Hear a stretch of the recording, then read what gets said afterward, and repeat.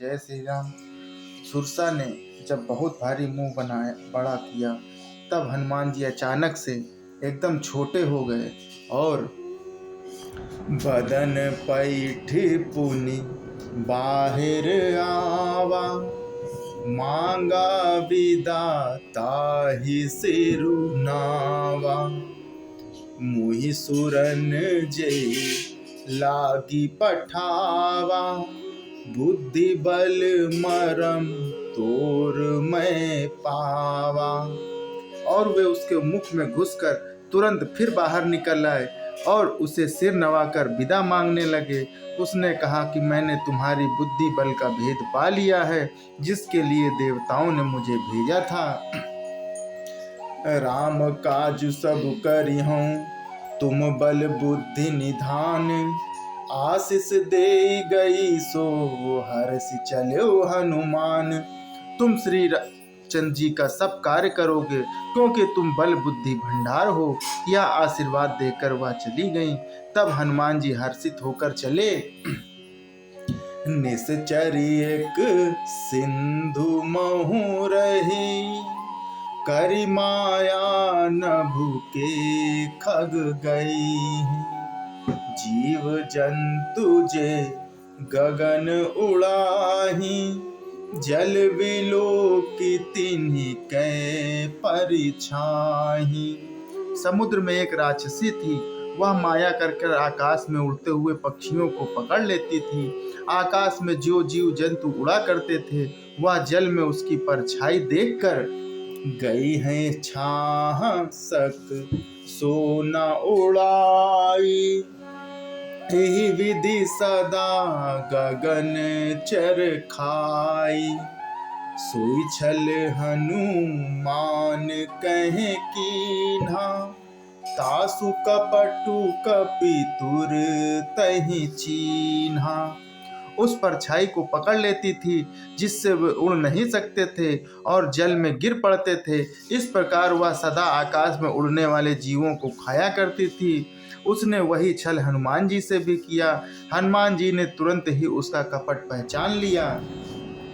ताहि मारी मारुत सुत बीरा, बारधि पार गयो मति धीरा। तहाँ जाई देखी बन शोभा, गुंजत चंचरीक मधुलोभा। पवन पुत्र धीर बुद्धि वीर हनुमान जी उसको मारकर समुद्र के पार गए।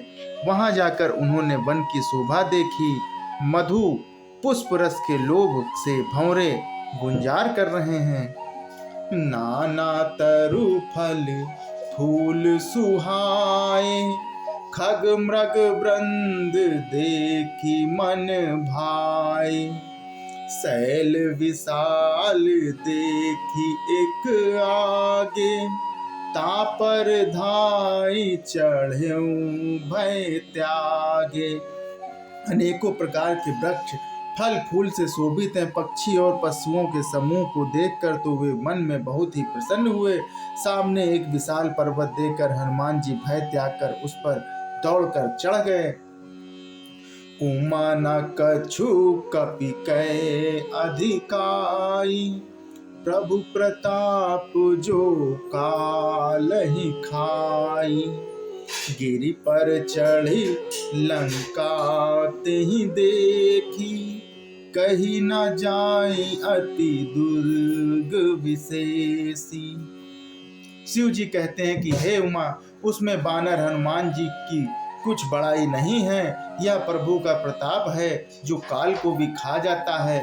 पर्वत पर चढ़कर उन्होंने लंका देखी। बहुत ही बड़ा किला है, कुछ कहा नहीं जाता। अति उतंग जल निधि चहु पासा, कनक कोट कर परम प्रकाशा। वह अत्यंत ऊंचा है, उसके चारों ओर समुद्र है, सोने के परकोटे हैं, चार दीवारी का परम प्रकाश हो रहा है। कनक कोट विचित्र मणिकृत सुंदर तना घना, चौहट हट सुबट्ट विधि चारु पुर बहुविधि बना।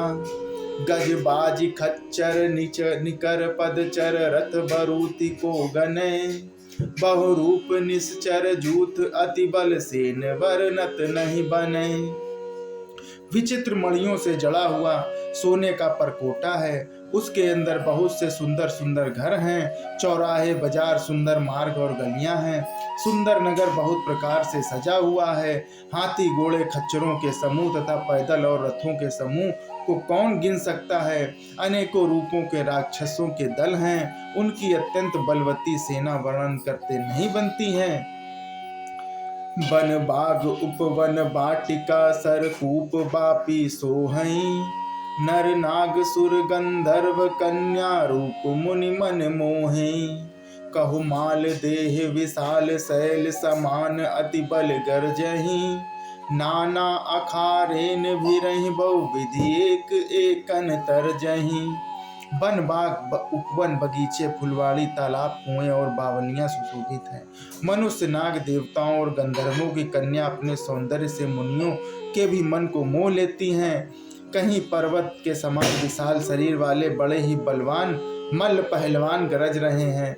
वे अनेकों अखाड़ों में बहुत प्रकार से भिड़ते और एक दूसरे को ललकारते हैं।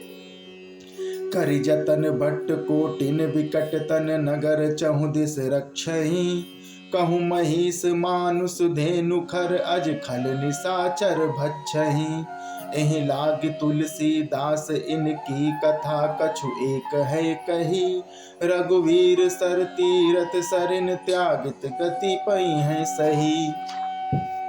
भयंकर शरीर वाले करोड़ों योद्धा यत्न करके बड़ी सावधानी से नगर की चारों दिशाओं में सब ओर से रखवाली करते हैं। कहीं दुष्ट राक्षस भैंसों मनुष्यों गायों गधों और बकरों को खा रहे हैं।